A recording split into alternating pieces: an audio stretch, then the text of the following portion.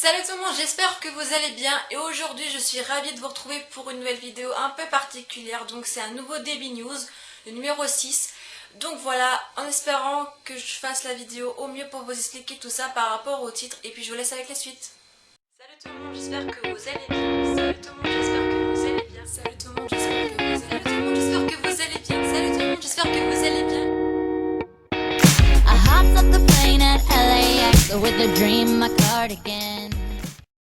Comme vous avez pu le voir dans le titre, j'ai quitté mon bac pro gestion administration et je tenais à vous en parler parce que pour moi c'est très important que vous le sachiez et que je vous en parle un minimum. Je tenais à vous en parler parce que je pense que certaines personnes peuvent être dans mon cas et de savoir qu'ils ne sont pas seuls, pour moi c'est très important parce que je tiens à qu'on soit unis, qu'on s'aide entre nous pour certaines choses et du coup c'est un peu mon but aujourd'hui et de tous les jours sur ma chaîne, voilà, vous m'avez compris, et je tenais vraiment à vous en parler. Comme je vous l'avais dit dans mon dernier DB News, je ne vous cacherai plus rien, je vous dirai ce que je vous autorise à entendre et que j'estime nécessaire surtout à expliquer. Donc j'espère que voilà, je vais pas m'embrouiller et que je vais surtout rien oublier. Donc c'est parti pour l'explication.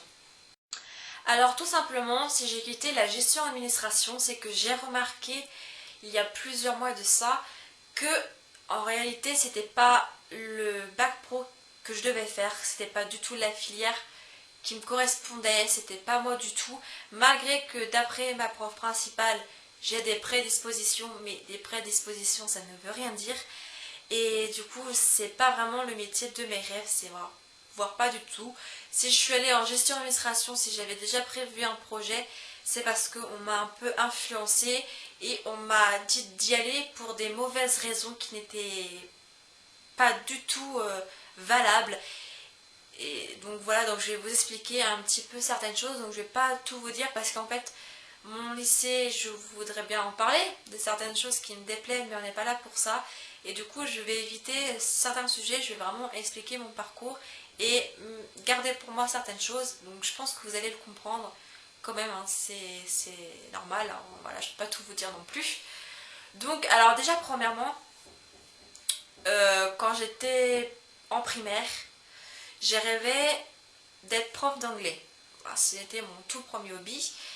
Je rêvais d'être prof d'anglais et puis voilà, sauf que arrivé au collège, surtout en quatrième, j'ai on va dire un peu foiré mon année de quatrième, voire complètement. J'ai perdu pied à cause de problèmes de santé que j'ai eu et du coup je n'ai pas pu tout simplement faire une troisième générale comme tout le monde, parce que la troisième prépa pro n'était pas prévue à l'origine. Je l'ai fait parce que j'avais loupé ma quatrième et je voulais absolument éviter le redoublement, sachant que j'avais déjà redoublé une fois et je voulais absolument pas deux fois. Et du coup je suis allée en troisième prépa pro, et en troisième prépa pro on m'avait dit que je pourrais pas faire un bac général, que j'étais obligée de faire un bac pro dans leur établissement parce que pour moi ça serait mieux que je fasse un bac pro que un bac général, nanani nanana. Donc voilà, bon, je me suis dit bon tant pis, je peux pas faire de bac général, je ferai un bac pro. Et du coup on m'a orientée dans un bac pro pas fait du tout pour moi, qui n'était pas pour les bonnes raisons, parce qu'on m'avait dit que le bac pro gestion administration ce serait mieux que le bac pro accueil, parce que au début je voulais prendre le bac pro accueil parce que ça me plaisait bien, le métier, enfin c'était pas du tout mon rêve, mais voilà, on m'avait dit de choisir un bac pro, moi j'avais choisi accueil au début, mais on m'avait dit que non, accueil ça serait pas bien pour toi parce que tu es timide, qu'il te fallait un métier où justement t'es pas de contact humain ou pas grand chose. Alors déjà, normalement quand tu es timide, au contraire tu dois forcer la personne timide à aller vers les gens, à avoir un contact, et non l'inverse. Donc déjà là faut pas non plus me prendre pour une conne. Quand je suis allée en gestion administration, que c'était le bac pro le moins demandé, donc en gros voilà, hein, je vais rien dire. Et donc j'ai pas apprécié du fait qu'on me mette en gestion administration parce que j'étais soi-disant timide et que c'était mieux pour moi. Certes, au fil de l'année j'ai réussi à combattre cette timidité, enfin ça a commencé pour certaines raisons. Et ensuite ma timidité a commencé à évoluer grâce à mon stage que j'ai effectué en mai-juin, grâce à mon tuteur et non en fait à mon bac pro tout court, parce que Mon bac pro était trop sévère à mon goût, je trouve. On devait limite être parfait à tout point, être trop précis. Enfin bref, ça me prenait trop la tête. Intérieurement, je hurlais à chaque fois. Au final, enfin bref, je vais pas tout vous raconter par rapport à ce bac pro là parce que voilà, c'était du grand n'importe quoi. Enfin bref, ça m'a pas plu, c'est mon opinion, personnellement, si ça plaît à d'autres tant mieux, pour moi ça me plaît pas. C'est pas mon truc, c'est pas moi, c'est... voilà. Ensuite, j'ai mon année 2 secondes étant terminée en été, enfin surtout vers le mois d'août, je commençais à énormément cogiter, à me poser des questions, à m'analyser, à me dire que est-ce que je dois continuer, est-ce que c'est vraiment fait pour moi, parce qu'en fait, en septembre, quand ma mère a été à la réunion parents-prof, d'ailleurs c'était la seule parent qui était venue à ce moment-là en fait, et du coup elle a eu un entretien exclusif on va dire, et elle lui a parlé en fait du fait que la gestion et l'administration ne me plaisait plus.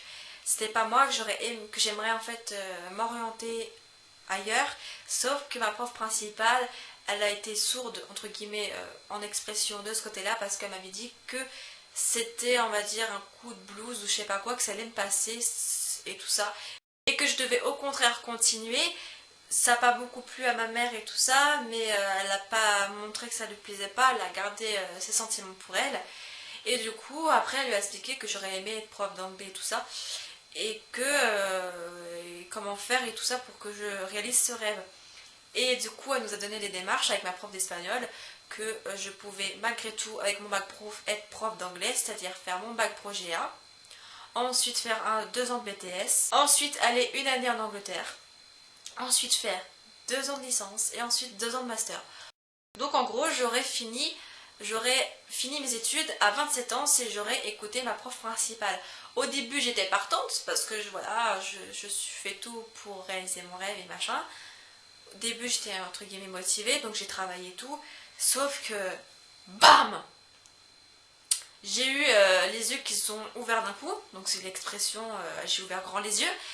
Et voilà, je me suis encore plus analysée et j'ai remarqué que non, je ne pouvais pas attendre aussi longtemps pour être prof d'anglais, qu'il fallait que je fasse mon deuxième hobby, c'est de travailler avec les enfants, en particulier les bébés, les nouveau-nés, donc devenir auxiliaire de puériculture.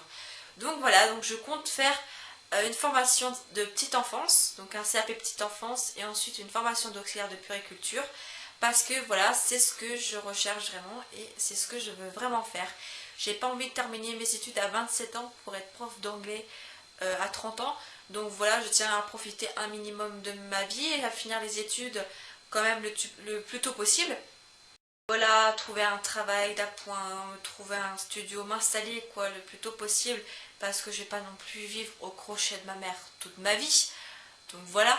Donc c'est pour ça que voilà, le CAP petite enfance me convient vraiment, étant donné que voilà, enfin il y a plein de choses qui font que le CAP petite enfance et être auxiliaire de puériculture, c'est tout à fait moi et c'est ce que je veux faire.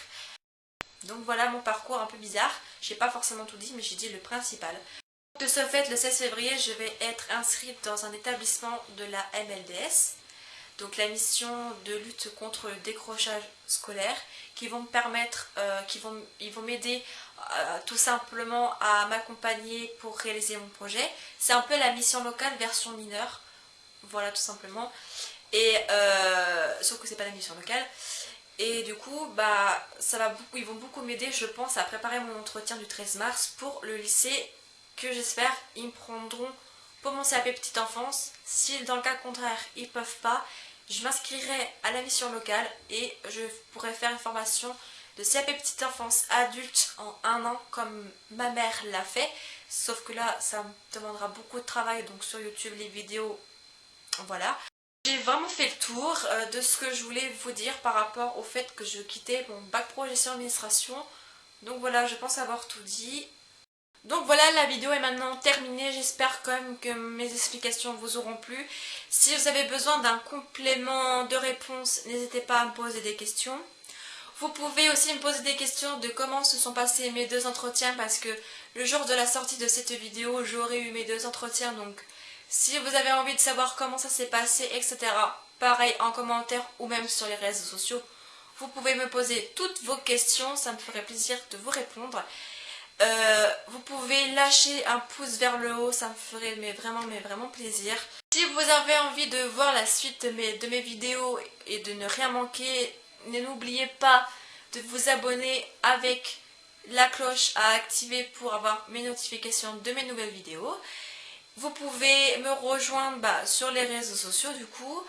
Et puis me donner des idées de vidéos si vous en avez envie, si vous en avez des idées, nanani nanana. Et puis moi je vous fais d'énormes bisous et je vous dis à la semaine prochaine. Ciao, prenez soin de vous.